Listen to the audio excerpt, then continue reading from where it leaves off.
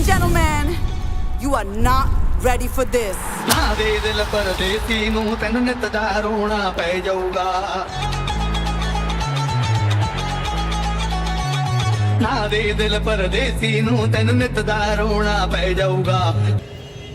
crores, a 6-acre set built in 20 days.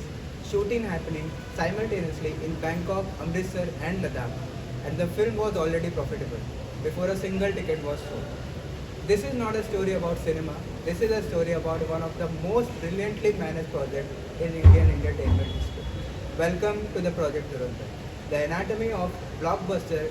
Today we are going to break down exactly how a spy thriller duology targeting 1000 crore was planned, executed and financially engineered using the same project management principle that run Fortune 500 companies. Before we get into Dhurandhar, let's quickly recall how any film is actually made. There are 5 stages of film production. Stage 1 is development, where the idea is born. The script is written, the genre is decided, and the financial viability is assessed. Stage 2 is pre-production, where everything is planned before the camera rolls. Budgets, schedules, location, casting, all locked here. Stage 3 is production, the actual shoot. Cameras roll, sets are built, actors perform. Stage 4 is post-production, editing, VFX, sound design and color grading. And stage 5 is distribution, getting the film to theatres, OTT platforms and international markets. Now here's the thing, most films fail not because of bad acting or a bad story. They fail because of poor project management, and Dhurandhar is a masterclass in getting every single stage right. So what exactly is Project Dhurandhar? Core objective, execute a world-class spy thriller duology. 2 complete films, shot concurrently to guarantee cost efficiency and maximize ROI. The target, 1000 crore theatrical gross. The project leadership structure had director Aditya Dhar from B62 Studios at the helm, co-produced by Jyoti Deshpande from Jio Studios. Under them, a powerhouse ensemble cast including Ranveer Singh, Akshay Khanna, Sanjay Dutt and R. Madhavan. Now the scope was ambitious. The script was so complex it had to be strategically split into 2 complete theatrical parts, and the entire narrative was anchored around Operation Leari in Karachi. The raw ISI conflict dynamics. This means the production team wasn't just managing a film, they were managing a 2-film enterprise simultaneously. Here's where project management gets real. The centerpiece of the film was recreating Karachi's notorious Lahari town, and they planned to build this massive set in Mumbai. The problem, monsoon in Mumbai, peak monsoon season. Look at this chart. As monsoon probability shoots up to 92% in July, set construction efficiency collapses to 25%. The team was staring at a catastrophic operation scenario, continuous technical shutdowns, physical set destruction, health of the crew was degrading. The PM insights was brutal. Staying in Mumbai would mandate a 25% weather consistency buffer added to the entire timeline, threatening the core budget and the release schedule. So, in July 2024, Aditya Dhar and production supervisor Sani Johar faced a go or no go decision. Option A was to stay in Mumbai 45 days minimum build, 25% weather delay, risk high BMC permit costs, result critical threat to the entire project. Option B, relocate the entire 6-acre production to Bangkok, Thailand, 20 days accelerated build, 0 weather interruptions, and here's the smart part, a 20% Thai government production rebate on cost. They chose option B and executed it. The number speaks for themselves. Bangkok offered low environmental risk, access to 300 plus skilled local artisans with 24/7 shift permitted and strategic ROI. The Thai film rebate. Mumbai couldn't compete on a single parameter. This is what project managers call a geological strategies, choosing where you execute based on the risks and adjust the cost, not just convenience. Now let's talk about scheduling. By leveraging Thailand's 24/7 shift capabilities, the team developed 500 personnel, 300 local workers integrated with 200 Indian crew members. The result, a fully realized 6-acre physical build of Lihari town. completed in exact 20 days. That's a 45 days schedule comprised into 20. This is called scheduling compression, a core project management technique. Now here's the Gantt chart that makes this production extraordinary. To meet the 140 crore land production per part, principal photography was executed concurrently across three vast different locations. Schedule A in Bangkok, high octane urban warfare on the Lahari set, running from month 1 through month 2. Schedule B in Amritsar and Ludhiana, cultural sequence and core interior dialogues, overlapping from month 2 through month 4. Schedule C in Ladakh, high altitude tactics action sequence running parallel from month 2 onwards. 3 units, 3 geographic, all running simultaneously.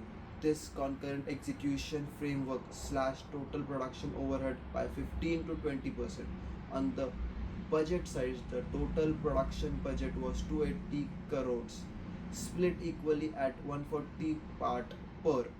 The Thai film rebate and disciplined resource leveling directly protected this baseline. This is what prevented the cost overrun and kill most big Bollywood productions. 3, 2, 1. Imagine running a film crew of 100 people in a place where even breathing is difficult.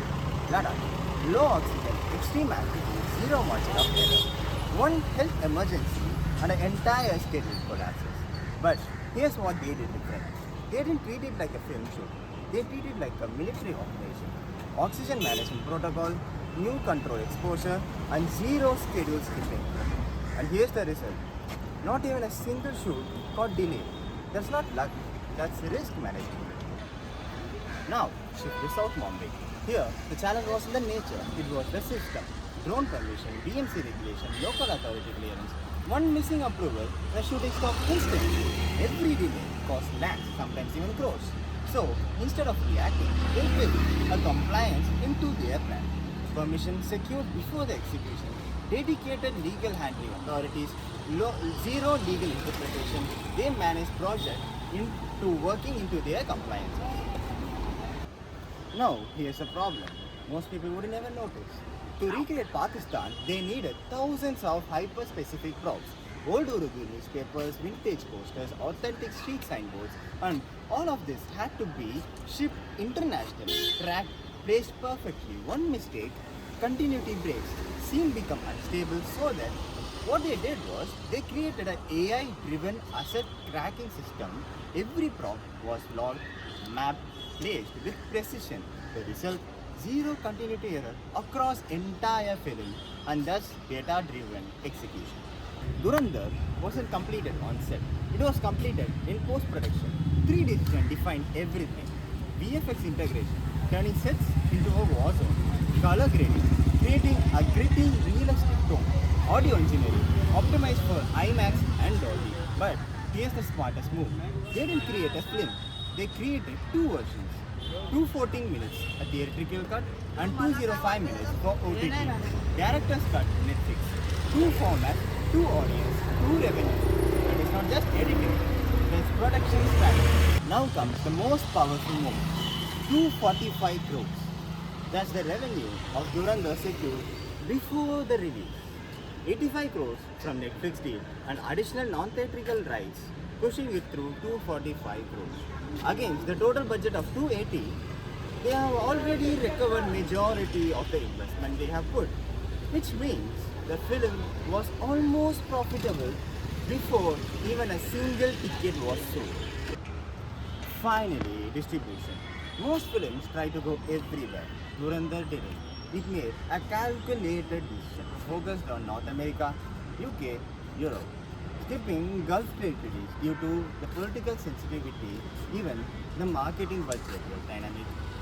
30 crores to 110 crores scale based on opening performance. This means they didn't just expand globally, they optimized globally. Every market was a calculated bet. Dhurandhar didn't succeed because everything went right. It succeeded because every risk was identified, every variable was controlled, and every decision was backed by data. So what does the final ledger look like? First, the budget efficiency. Mega scale visuals delivered on a strict 140 crore per part landing cost. Second, the time to market. A 45-day build compressed into a 20-day sprint through strategic geolocation. Third, the asset management. Pristine narrative authenticity across international borders using AI procurement tracking.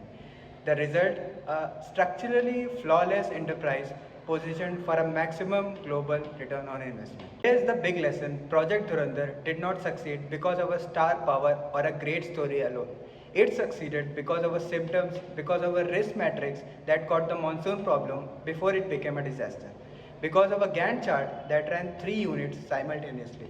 Because of a financial model that made the film profitable before it was even released. That is what project management does in a creative industry. It turns a dream into a deliverable. And that is the business blueprint of a 1,000 crore monster. Thank you.